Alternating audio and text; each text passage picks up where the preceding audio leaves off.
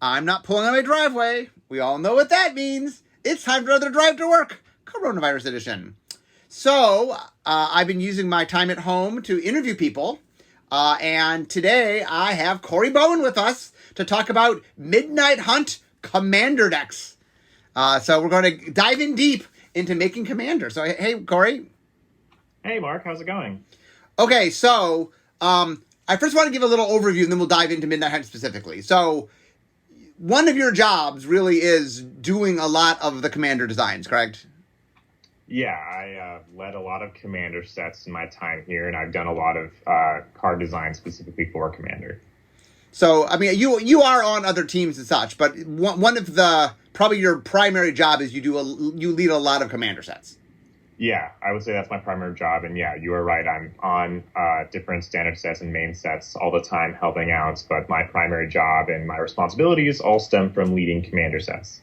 Okay, so in particular today, we're going to talk about Midnight Hunt, but I'm hoping today not only do we talk about Midnight Hunt, but kind of explain it in general, making Commander decks, because that's something we haven't talked a lot about on this podcast. Mm-hmm.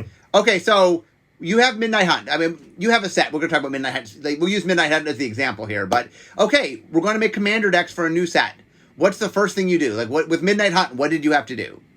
Yeah, so for Midnight Hunts, first thing we do is we try to think about what kind of deck themes would be cool. And for these Commander decks that we're doing that are kind of attached to main sets, we like to think about the world. What are like some cool top lines of the world? What is popular with players and Commander of that world? So from there, we were thinking about Innistrad. We knew we were going to do 2 Innistrad sets. It's Midnight Hunt and Crimson Vow. And so we knew there would be 4 decks. So for Midnight Hunt, we were thinking about, I think the idea came out very early with Chris Mooney in Vision that we could start doing decks that reflect a bit of the tribes of Innistrad. And so for Midnight Hunts, we kind of really zeroed in on a blue-black zombies deck and a green-white deck that kind of had, it's not a strictly human tribal deck, but the green-white deck does have some human tribal elements. It definitely reflects the human mechanics from the main set, because that's another thing we do think about is what is new in the main set, what is the mechanics in the main set, and how can we reflect that in a Commander capacity. So the blue-black zombies deck, it is making a lot of classic zombie plays, but it's also using the Decayed mechanic from the main set, which is new. Decayed is mechanic that comes on to 2 zombie tokens, and it means that the tokens can't block, and when they attack, you sacrifice them at the end of combat. And so it was a new way that the main set was doing to just allow themselves to make hordes and hordes of zombies without it being as intimidating, I guess, and more for sacrifice fodder.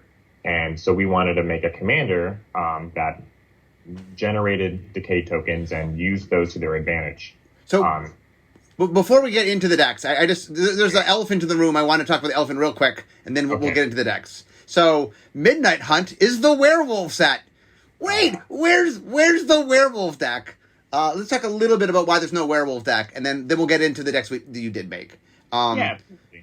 So what? Why is there no? How is it a werewolf themed set and there's no werewolf deck? Yeah. I also asked this question. Many of us, we went in saying, hey, should we do werewolves? So the big limiter for werewolves is that they are all double-sided cards. They're all DFCs, transforming DFCs.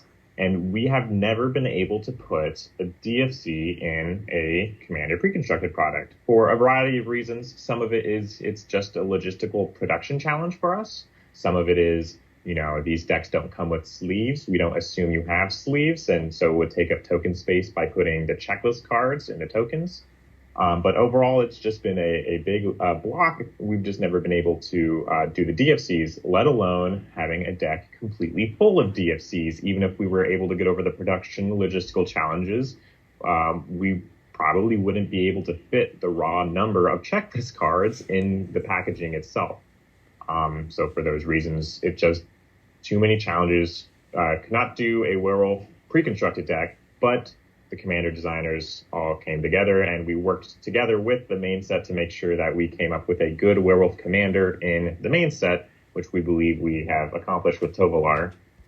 Right. One of the things that's for the audience to understand that is, it's very frustrating, I know, from outside the walls when you're like, this seems like the obvious thing to do. Like, it's very easy for the outside person to not care about logistics, but it's very hard for us to not care about logistics. And when you make a product, one of the things that happens is we have what's called a product architect. And they will lay out parameters, like you have a budget. And you have certain things there's certain things that you have access to. You have so many new pieces of art. Like, there's certain parameters that you have access to. And you, the person, like you have to meet the parameters. I know the audience just we should do whatever we want to do, but that's not true sometimes. And we did want to make, everybody wanted to make a werewolf. It's not like no one wanted to make a werewolf deck. It's just on many different vectors, both on a printing thing, and you're right, on the checklist card. There were so many things that it wasn't something we were capable of doing. It wasn't because we didn't want to. It wasn't because we didn't think it'd be a cool idea. It wasn't because we didn't know people would ask, where's the werewolf deck? It just logistically didn't work. And that's why there's no werewolf deck. Okay, but there is a zombie deck, and there is, we'll call it a human deck. You're correct. It's not so human tribally, but...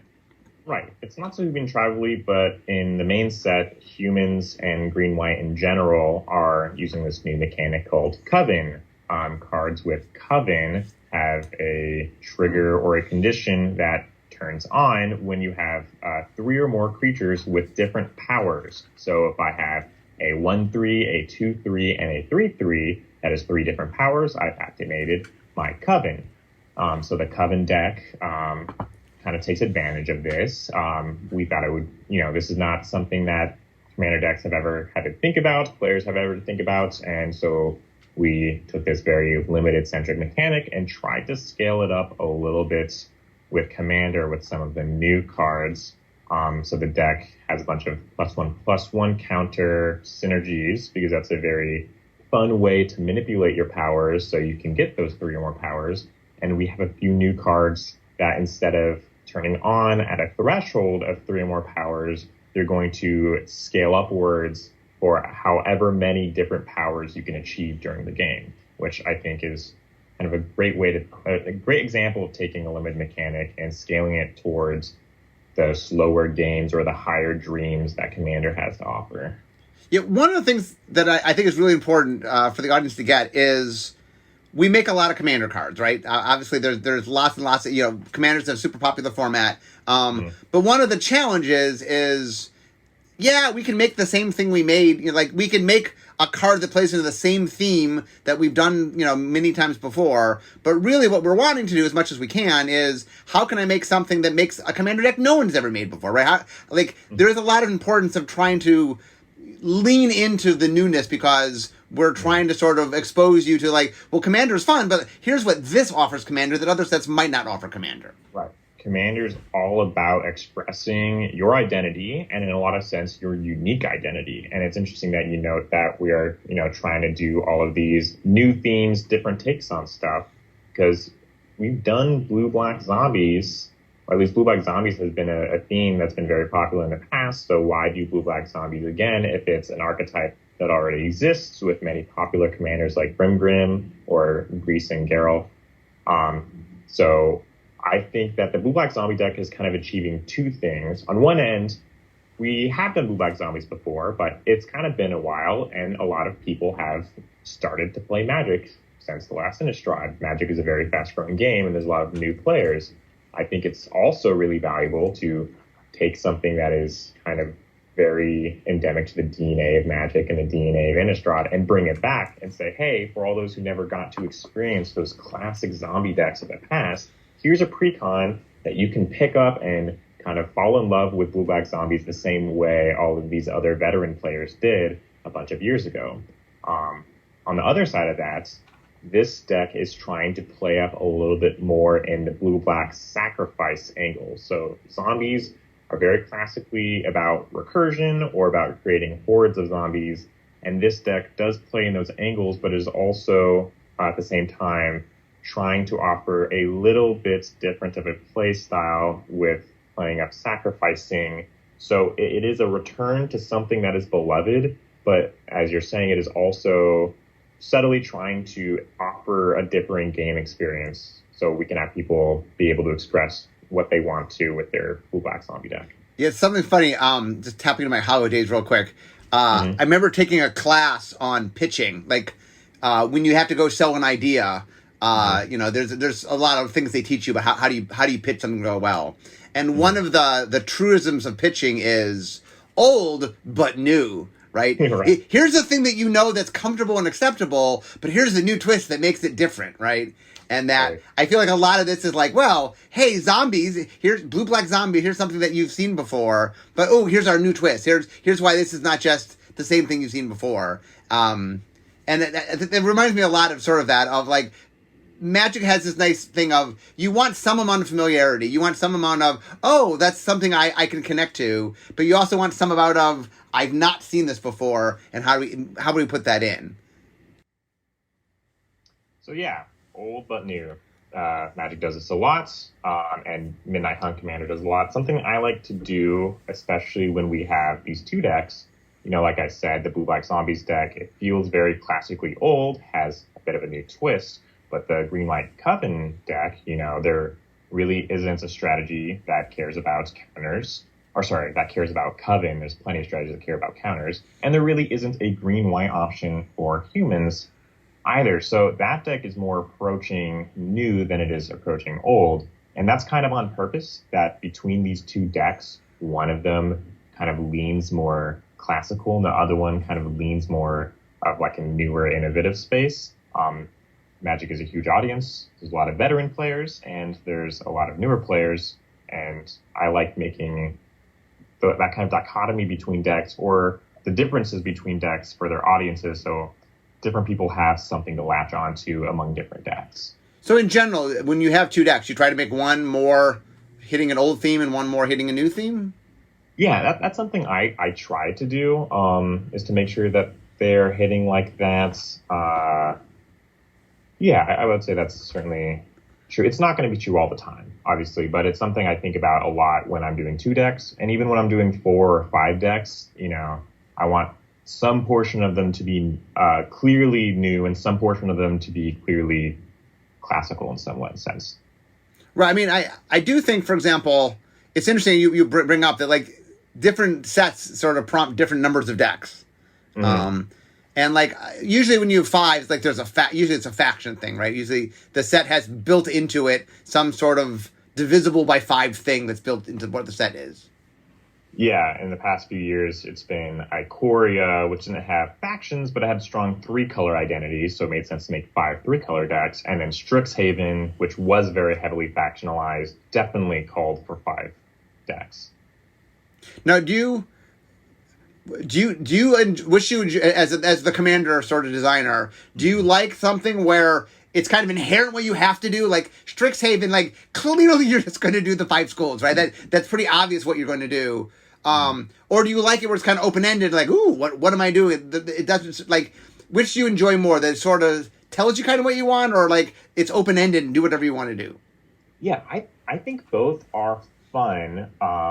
I think I like it when it is factionalized. I think I like it when I know what color pairs and I know kind of what the aesthetic is going to be.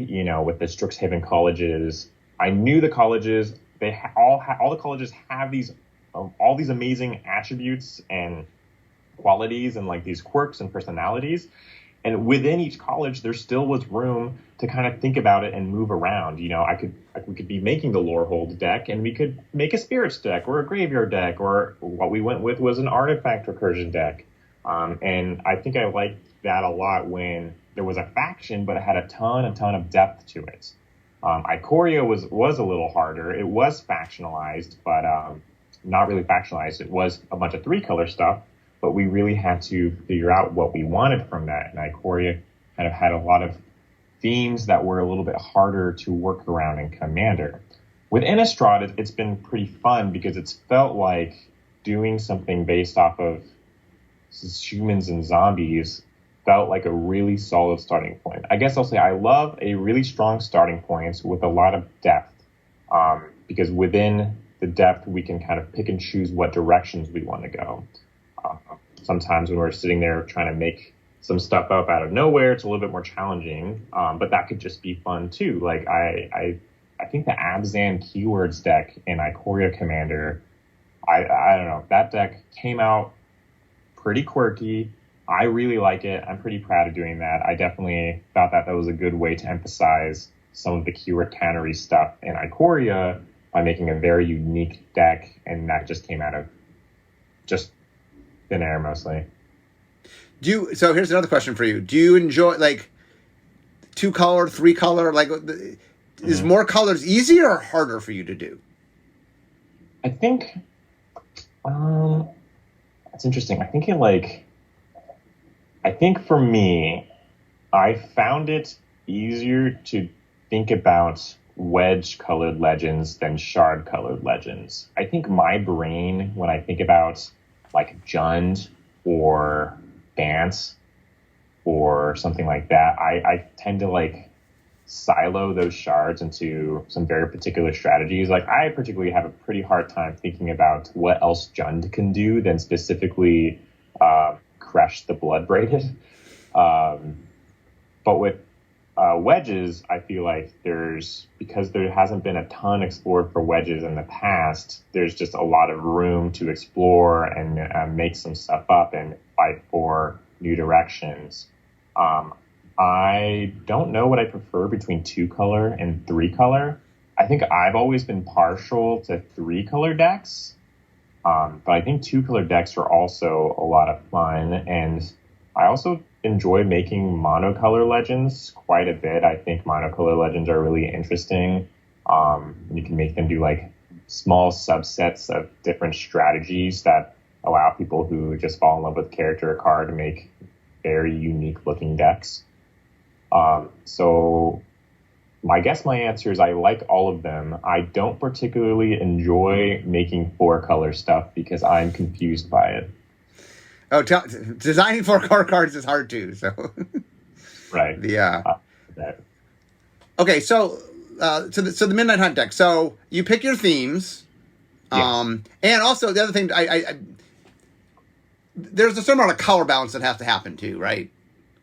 Yeah, there's a certain amount of color balance. Kind of the theory behind this is that if you are a Magic player, you likely have a favorite color. So when we release Commander decks, we would love you to go to the shelf of the stores you go to and see a new deck that contains your favorite color. So among the 2 decks, 4 colors are represented, right? It's green, white, and blue, black. And that is purposeful. With 2 decks, we can't really get to having all the colors represented. We could have made one of the decks 3-color and one of the decks 2-color. We did this in Zendikar Rising. But I kind of prefer, for Innistrad, it felt very obvious to do the 2 colors to align with the tribes, I guess. Right, and sometimes a set sort of like nothing about Innistrad says 3 colors, so it's a little bit harder to do 3-color, where it's a lot easier to do 2-color because the themes are very 2-color focused. Right. Okay, so let's on the zombie deck. Let's talk a little bit about Decade. I'm a big fan of the Decade mechanic. You have to listen to my other pod. I'm talking all about Midnight Hunt in another podcast, and I talk about where Decade actually wasn't even from the design of Midnight Hunt. It was from Crimson Vow. But let's talk a little bit about designing, like trying to design with that mechanic. So it's a brand new mechanic. It's doing things a little differently. How do you sort of embody that in a new deck? Yeah, so Decade has a few things going on with it. The first thing it does is it lets you create more zombie tokens for less mana. And there's this inherent zombie fantasy that's like, okay, if I think about all of the media that is cool with zombies and all of these tropes people like hordes and hordes of zombies is this very evident trope. And Decade can create more zombie bodies. So for cheaper mana, we can make a ton of Decay tokens. And that lets you serve that fantasy more of these hordes and hordes of zombie tokens. It's like never-ending flow of zombie tokens, and it's not as much of a gameplay problem, because usually when we make a bunch of tokens, it can stall out the board, but decayed tokens, they don't stall out the board. They can't block, so they're not going to be good chump blockers, and when they attack, they go away, so you got to keep making them. So step one is decayed sweet because hordes of zombies are cool. Step two is, what do you do with decayed zombies? You can't attack with them. It's like, obviously the very default notion of them is that you attack with them and that's fun. But you can also sacrifice them because they're not really worth a full token. Sacrificing them as if you were sacrificing a creature is just good value. So that's, again, where the deck kind of leans into more of a sacrifice theme. I think doing my research, I found there was not that many other blue-black sacrifice commanders. I think there was Grimgrin, but I think Grimgrin's also a little harder for newer players to grok.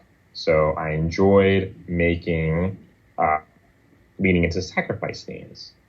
And so we can make a lot of zombie tokens. We can make them have decayed. Zombie hordes are cool. Sacrificing is cool. Then we started to think about what else can we do with the decayed mechanic. Can we give things other than zombie tokens decayed? So let me look at my thing real quick. I believe we made this really cool card called Ghoul's Night Out that is a very multiplayer-oriented card. Do you want me to describe the card? Sure, yeah. Tell the card to the audience. Yeah, called Ghoul's Night Out. It's 5 mana, 3 and 2 black mana.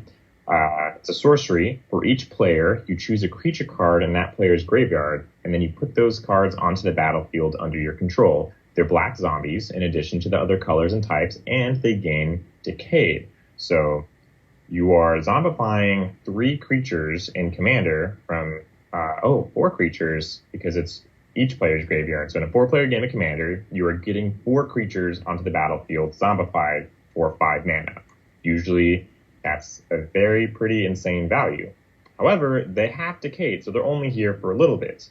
This is kind of interesting because, I'm going to get my opponent's 10/10, so I can hit someone for 10 and then sacrifice it. Or I'm going to get this powerful static ability or triggered ability or something that I can just leave back for a while, and it's like I'm resurrecting just that.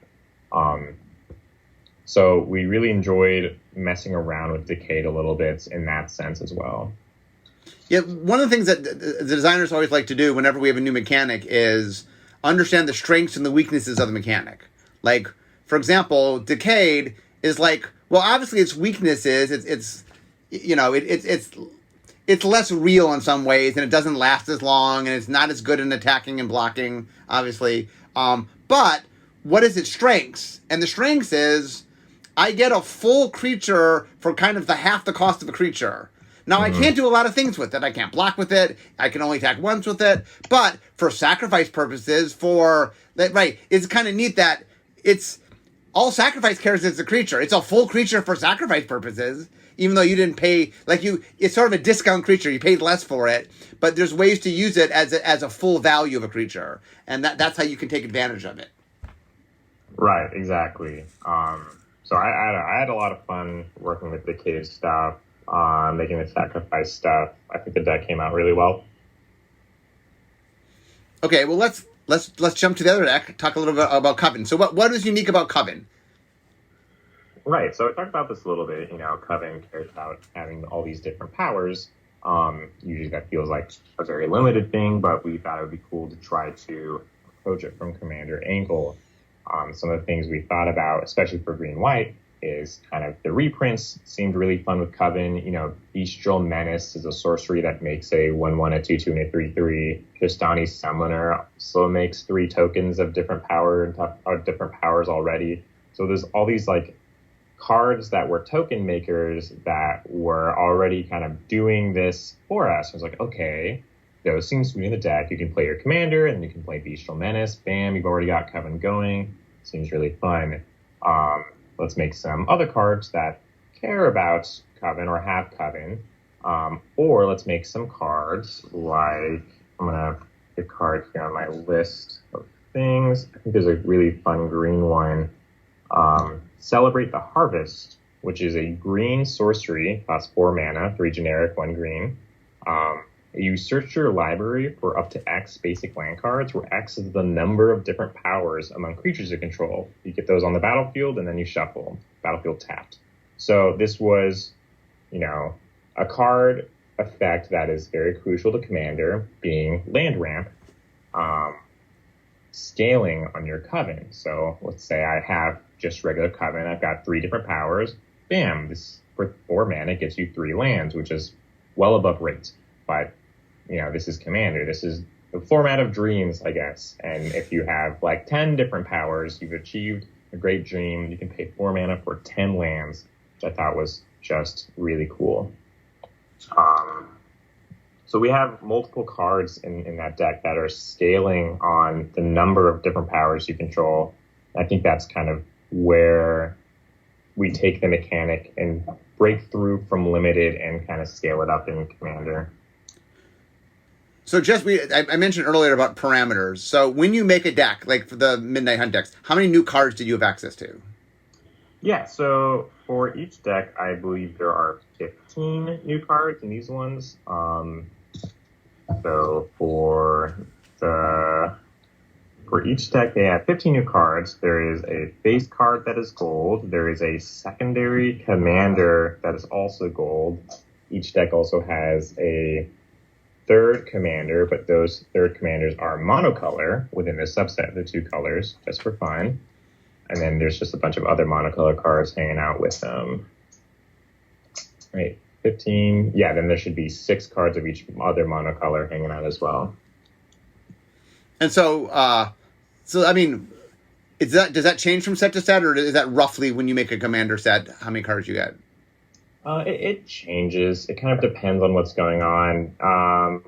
Different commander sets will, sometimes the number of new cards will fluctuate depending on our philosophy at the time and where we want to be landing with number of new cards. Sometimes the makeup of how many other legends are there in the deck will change. Like, for example, Crimson Vow will have a slightly different setup for a reason I'm not going to elaborate into. And also might depend on who's leading the product, what are their ideals. And a lot of the commander set leads, we do work together. We talk together every week in a stand-up, and we are very collaborative, but we do have different ideals sometimes. So maybe something that I do in my sets won't be the same exact structure someone else does in their sets, depending on the number of new cards, how they feel about stuff, their philosophy on stuff, or, the philosophy of the whole group changes over time. Magic is a very, design philosophy is always changing. We're always improving on ourselves. So things are always going to be a little bit different. And I think they're always going to iterate and improve in that way. And I do know when you make 5, that also sometimes you can overlap cards. Like when in Midnight Hunt, when one's blue-black and one's green-white, it's tricky to make a card that goes in both decks. But I know sometimes when you're building 5 decks where there's more colors that overlap, you guys sometimes can overlap things. Yeah, we actually stopped doing that as much, I believe. So Glenn Jones, who is kind of our commander, he led C19, and then he started talking to the group and saying, hey, in these other precons of the past, we used to have these kind of uncommons, so to speak, these new card uncommons that would be shared between decks. But he was questioning what those were doing. Were they adding appeal? Were they being too limited by being restricted to a theoretical uncommon status? Should we just not make those uncommons and instead, just new rares in the decks? Because kind of the goals of the new cards were to, provide more commander cards that people would play in their decks. And an uncommon is limited in its complexity and theoretical appeal, which was kind of a strange point. The uncommons were never I think at the time there was a time where maybe the shared uncommons in pre-constructed decks were meant to kind of smooth over the games or have some cards that would be shared among the decks and smooth over the gameplay. But there have been so many cards printed in the past N years or whatever that I don't think we need that padding in the commander decks to make the decks feel like multiplayer decks. I feel like there's enough reprints to bring stuff over. So we don't actually do those uncommons that much. However, in Ikoria Commander, in Strixhaven Commander, I still made a land that was common between all the decks, just because that's something I like to experiment with every now and then. Sometimes we'll do something like that, or we'll have a colorless card that is in every deck if we think it's a pretty cool land that we want to have high accessibility for the players, or if it's just something that we think is fun in all decks. In Ikoria Commander, there was a mana rock in every deck that was called Bonder's Ornaments. Costs 3 mana, tapped for a mana of any color, but you can also pay 4 and tap it to have any or every player who had a Bonder's Ornaments would draw a card. So in playtesting, this was called the Commander Friendship Bracelet, because the idea is anyone else who had a Commander Friendship Bracelet would benefit off of it. And I thought that was a cool card to put in all 5 decks, and it wouldn't really work if it was only in one deck, for example. So I'm almost to my desk here. I can see it in the distance. Any final thoughts? So for people that maybe have never bought a Commander product, like a Commander deck associated with a main set or something, what is your give a 1-minute pitch here of why Midnight Hunt might be the thing to try out? Yeah, I think Midnight Hunt is a perfect pre-con for people who haven't experienced pre-constructed decks or that much Commander at all. The Blue Black Zombies deck is just such a tried and true archetype. It's very beloved. It's very history worn. People love Blue Black Zombies. It's very fun to play with these cards. There's a lot of fun to be had. If you love Graveyard, if you love creepy things, if you love hordes of tokens, play this deck. The Coven deck, also very fun. It also plays with very, beloved stuff. Players love +1/+1 counters in green-white. +1/+1 counters are just a very fun mechanic to build up, to manipulate, to have synergy off of. There's a little bit of human tribal that's also very cool, and there's a cool unique thing of counting powers. I think these 2 decks are just really, really great entry points for prospective Commander players. So I really would recommend them to people who are on the fence. Well, anyway, I want to thank you for joining us, Corey. I don't. Commander's the one area where I don't have a lot of involvement. I mean, I have a little tiny bit, but so it is fun to bring somebody in who's just doing a very different kind of design. It's not what I normally do, so I don't talk about it on the show a lot, obviously. So thanks for joining us. Yeah, thank you for having me, Mark. And for everybody else, I'm at my desk, so we all know what that means. It means it's the end of my drive to work. So instead of talking magic, it's time for me to be making magic. So I want to thanks once again for Corey for being here. And I'll see all you guys next time.